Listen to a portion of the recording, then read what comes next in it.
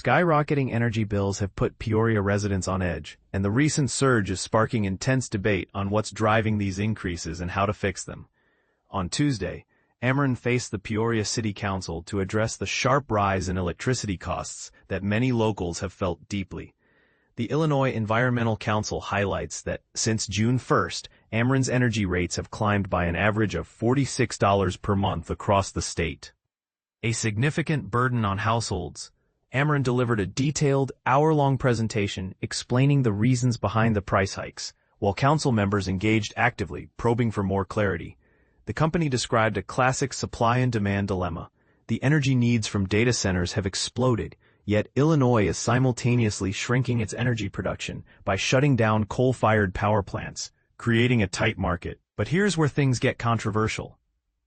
At-large council member John Kelly openly criticized the closure of the Bartonville coal power plant, arguing it was a mistake. He emphasized that the facility had been recognized for being one of the cleanest coal plants, winning awards for its pollution control.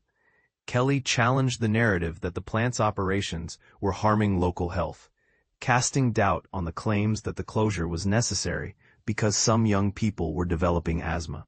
He went further, suggesting that the pollution from the plant disproportionately affected Black communities, who now suffer the most from rising utility bills. This provocative comment raises questions about the intersection of environmental justice and economic hardship.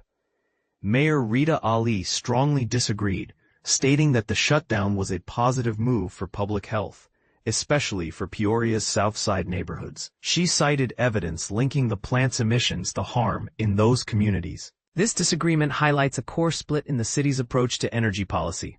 Should economic considerations outweigh environmental health concerns, or vice versa? Currently, Peoria's energy future is largely out of local hands, relying on decisions and actions taken at the state and federal levels. Lawmakers in Springfield are exploring several long-term solutions, such as lifting the moratorium on large modular nuclear reactors, which are a cutting-edge form of nuclear energy that could provide cleaner, steady power.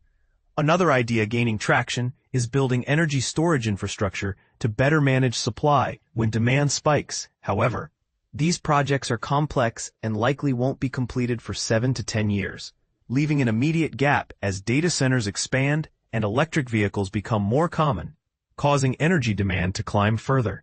In the meantime, some members of the city council have seized this moment to critique what they see as failed climate policies.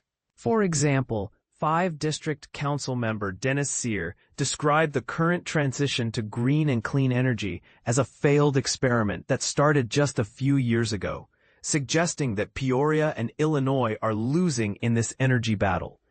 His blunt assessment invites debate over whether the state's environmental strategies are realistic and effective, or if they are simply causing unintended harm. For residents struggling with the rising cost of power, Ameren advises applying for financial help through the Low-Income Home Energy Assistance Program, LIHEAP.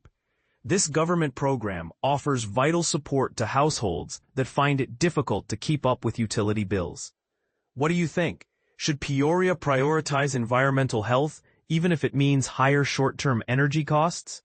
Or is it time to reconsider Illinois' green energy path to protect consumers from soaring bills? Join the conversation and share your thoughts below, because this isn't just about energy, it's about the future of the city and who gets left behind.